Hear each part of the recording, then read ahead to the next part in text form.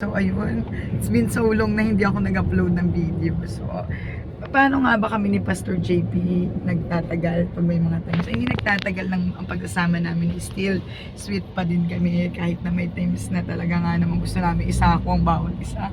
Gusto mo ba akong isa ako dahil may mga times? Simento. Ay, simento sa drum. Wala nang pag ano yun wala nang pagtakas na.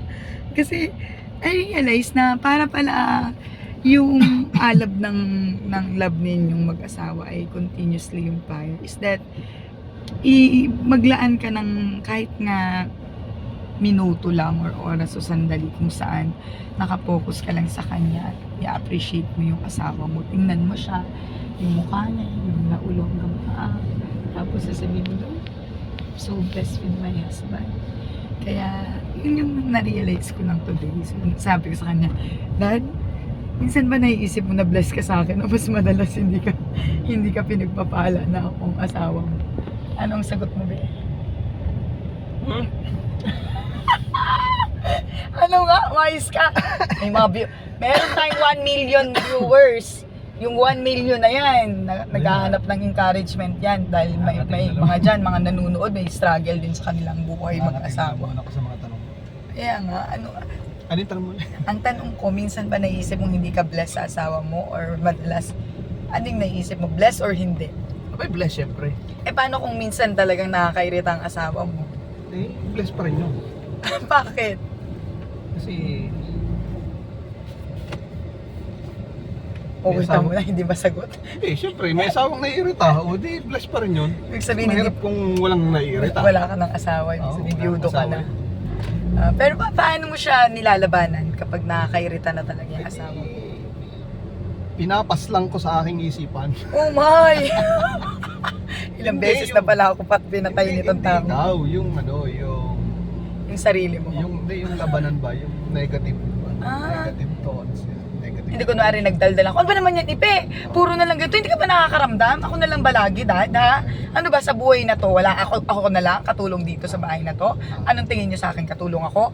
Ano siya pinaglalabanan? Ay, di sa damdamin mo, kumbaga, paano mo lalabanan yung epekto nun ay kailangan mas magkumapaw ang pag-ibig So, hindi at nga pangunawa. Hindi. Reality tayo, be. Paano nag-uumapaw yun? Paano mo siya inaano? Kasi naniniwala ako may nanonood dito na yun din yung nararamdaman na pag humaharap sila sa alon ng relationship. Oo, daddy. Bumili ka na. Oo. Umaharap sila sa alon ng relationship nila. How do they conquer it? Kasi nakita ko yung husband ko kung paano niya kino-conquer yung times na nasa troubled water siya ng attitude na meron tayo kasi hindi naman tayo perfect but I'm trying my best. And kapag talagang binasag tayo ng word, talagang magpapasubmit tayo. But during those time na talagang nandoon ako rin as a wife, na nasa sitwasyon ako na overwhelmed na ako, paano ito pinaglalaban ng asawa ko? Sabihin mo yan dito, ha? So yun po mga ka-chosen, pansamantala po natin puputulin Huwag mo puputulin, ituloy mo, vlog yan. ang kwento ni Pastora. Pero ano nga ba yung topic nga? In every situation ng bawat pinagdaraanan, lalo na sa buhay may asawa, napakahalaga yung tinatawag na paano ka ba magtimpi sa sarili mo, paano mo kalmahin ang sarili mo sa sitwasyon na yung partner mo ay naka-attitude, naglalabas ng kanyang damdamin, naglalabas ng mga frustrations, kumbaga parang hindi siya at ease sa sitwasyon, may mga struggles. So ano nga ba dapat ang gawin natin bilang mga partner, mga asawang lalaki? Ay isang nakita ko na effective way ay wag mong sabayan ng attitude din, kundi bukod doon sa kalmahin mo siya, kung ayaw talaga magpakalma, medyo bigyan mo lang siya ng time para bigyan lang natin ng time na mailabas kung ano man yung kanilang nasa saloobin. Kasi ano yun mas mahirap kasi yun kung ah, hindi nila mailabas yun at kikimkimin nila sa loob. So may tendency na over and over again kapag paulit-ulit ang naging sitwasyon at hindi nila mailabas yun. So may tendency na kaya maraming mga nanay, maraming mga asawang babae ang para bang nawawala ng gana sa kanilang relationship bilang mag-asawa, bilang tapos ang magiging effect nun ay syempre dahil nga wala na silang gana, walang amor na gampanan ng kanilang tungkulin. So affected ang buong sambahayan dahil hindi siya, kumbaga parang discouraged siya sa buhay may asawa niya, sa buhay may pamilya. So anong dapat natin gawin is to encourage them at maipadama na despite na gano'n nag-a-attitude sila, still naunawaan natin kung ano yung nararamdaman nila. And napakahalagang bagay na dahil nga yung simple act na yon ay malaki ang may dudulot, hindi man on the spot na mabago natin kung ano yung kanilang nararamdaman. Although of course, syempre, titingnan din natin kung ano yung hugot nila, bakit sila nagkakaganon. Excuse me. So, titingnan natin kung ano yung hugot nila, bakit. Baka naman kasi kagagawan din natin, kaya sila nagtutungayaw sa buhay dahil nga minsan may mga request sila na hindi natin pinagbibigyan, may mga gusto sila na hindi natin pinapansin, may mga gusto silang isaayos sa buong sambahayan, tapos tayo parang wala tayong ginagawang action. So yun yung mga factors na minsan talagang nagiging cause bakit kinakailangang umabot sa pagtutungayaw nila. It's because may kailangan din tayong gawin. And I believe na hindi naman sila magkakaganon kung nasa ayos ang buong tahanan. And bagamat walang perfect na tahanan, pero still may kailangang ayusin kaya para maiwasan yung mga ganun. So I think that it's normal na may mga sitwasyon na gano'n, pero ang tanong kasi doon, paano natin yung reaction natin and paano natin pahuhupain yung ang tawag doon, yung bang damdamin na nagpupumilit na yung mga simbuyo ng damdamin na yan, kung saan talagang malaki ang minsan nagiging epekto sa atin, lalo na sa mga nakakarinig, nakakakita, parang nangyayari sa asawa ko, mga wala namang, di ba, parang gano'n. Pero minsan tingnan din natin. And malaking factor na despite of that is huwag magbago yung pagtingin natin, yung treatment natin sa kanila.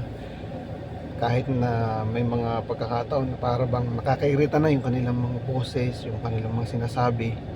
So para bang isang may mga moment na para bang pag pinakinggan natin, tinignan natin, lalong-lalo na sa mga yung may aral na ng salita ng Diyos. So, kumbaga parang hindi rin kasi basis yun. At the same time, all the part ng maturity. Pero, sabi nga, ay tayo kasi ay laging work in progress. And ang Lord ay palagi ang may binabago at gusto ng Lord ay mag-mature, mag-level up tayo in every aspect, every areas of our lives. And ang isang nakaka-bless doon ay